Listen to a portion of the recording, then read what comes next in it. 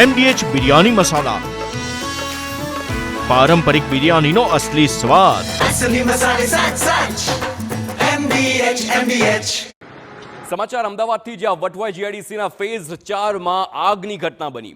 1 મહિના બાદ ફરી ફેઝ 4 માં આગની ઘટના બની છે. રામદેવ એસ્ટેટમાં કેમિકલ ફેક્ટરીમાં આગ બેકાબુ બની અને ત્યારબાદ આગ પાછળ તદ્દન બેદરકારી ભર્યું વલણ હોવાનું જોવા મળ્યું છે તેવું અનુમાન છે. તો અગાઉની આગ બાદ મટીરિયલ ખસેડવાની અપાઈ હતી સૂચના છતાં કામગીરી ન કરતા ફરી આગની ઘટના બની છે અને તેના દ્રશ્યો પણ હવે આપ આપની ટીવી સ્ક્રીન પર જોઈ શકશો. કેમિકલ ઝોન ન હોવા છતાં કેમિકલ ક્યાંથી આવ્યું તે સવાલ ઊભો થાય છે. તો 2 મેના દિવસે વટવા જીઆઈડીસીના ફેઝ 4 માં ભયંકર આગ ભભૂકી ઉઠી હતી. જયશ્રી કેમિકલ, તેમાં એવો તો બ્લાસ્ટ થયો હતો કે સૌ કોઈ ડરી ગયા હતા. ફેક્ટરીમાં 10 ટન જેટલો કેમિકલ સોલ્વન્ટનો જથ્થો હતો, જેના કારણે આગ પ્રસરી અને ભયંકર દ્રશ્યો જોવા મળ્યા. આ ઘટના બાદ ફેક્ટરી માલિકે જાણે કોઈ જ શીખ ન લીધી હોય તેમ ફરી એક વખત આગની ઘટના બની છે. સદનસીબે કોઈ જાનહાનિ થઈ નથી, પરંતુ ફાયર વિભાગની 3 ગાડીઓ ઘટના સ્થળે પહોંચી અને આગને કાબૂમાં લીધી છે. પરંતુ આ ઘટના ફરી સવાલ ઊભા કરે છે કે કેમ ફેક્ટરી માલિક કોઈ જ પગલાં નથી લેતા. તો 1 જ મહિના બાદ ફરી આગના કારણે હવે આ વિસ્તારના ફેક્ટરીના માલિકોમાં ડરનો માહોલ છે. તમામ પર જીવનું જોખમ છે. સૌથી ચોંકાવનારી બાબત તો એ છે કે કેમિકલ ઝોન નથી ને તેમ છતાં અહીં કેમિકલનું કામ કેમ ચાલે છે તે પણ એક સવાલ ઊભો થાય છે. આસપાસ ફેક્ટરી માલિકોની માંગ છે કે અહીં આવો જે જોખમી સામાન હોય તેને તાત્કાલિક ખસેડી લેવામાં આવે. લોકોને પોતાનું જીવન જોખમમાં લાગી રહ્યું છે.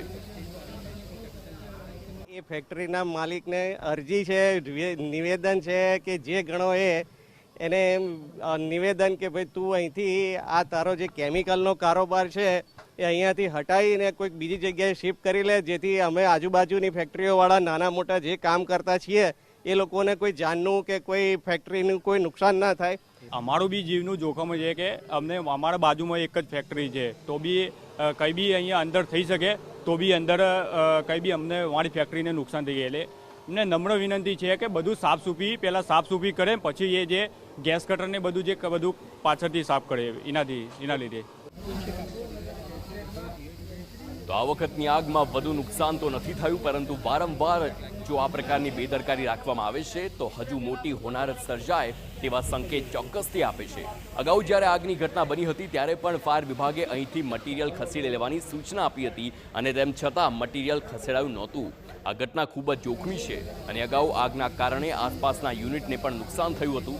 જો આમ જ ચાલશે તો અહીંના અન્ય ફેક્ટરીના માથે પણ જોખમની તલવાર લટકી રહી છે. વટવા જીઆઈડીસી ફેઝ 4ના રામદેવ એસ્ટેટમાં આજે ફરી આગની ઘટના બની છે ને આપ જોઈ પણ શકો છો ફાયર બ્રિગેડની ટીમ દ્વારા આગ ઉપર કાબુ મેળવી લેવાયો છે. પરંતુ મહત્વની બાબત અહીંયા એ છે કે જે આના પહેલાં પણ ફેઝ 4માં જ્યારે જયશ્રી ઇન્ડસ્ટ્રીઝમાં આગ લાગી હતી ત્યાર પછી જે આ બીજી વાર આ ઘટના બની છે.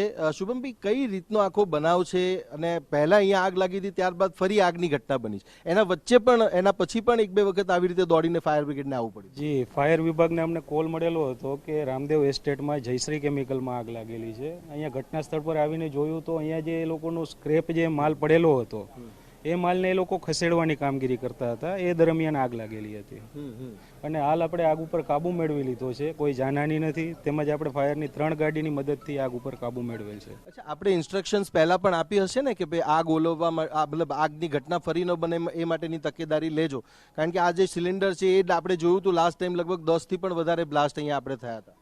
જી, આપણે લાસ્ટ ટાઈમ જે આગ લાગેલી હતી ત્યારે આપણે એમને ઇન્ટિમેટ પણ કરેલા હતા કે અહીંયા જે આગ લાગેલી છે તે બાદ જે તમારો વધારાનો જે સામાન અહીંયા પડેલો છે, સ્ક્રેપ મટીરિયલ, કેમિકલ વેસ્ટ, એ બધું હટાવી લેવા માટે આપણે એમને જણાવેલું હતું, પણ હજી સુધી એ લોકો એ કાર્યવાહી ડિલે કરે છે અને ધીરે ધીરે થઈ રહી છે.